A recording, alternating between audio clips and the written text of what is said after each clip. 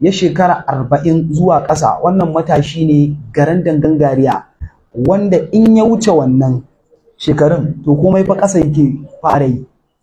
Shi yasa ɗabi'a da yanayinka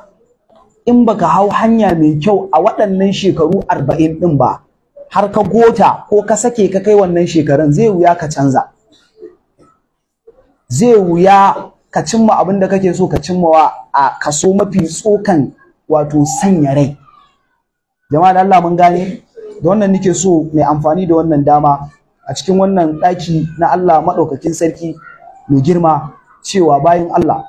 a 'yan shekarun nan da muke da shi, ka tabbata abin da kake yi abu ne mai kyau,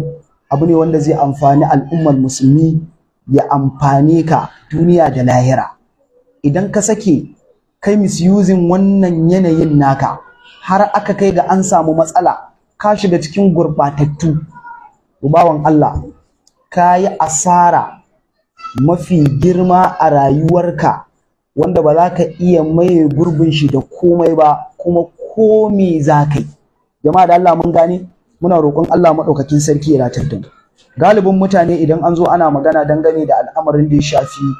wato zamani, akaramakallahu suna tunanin cewa musulunci bai da ta cewa ko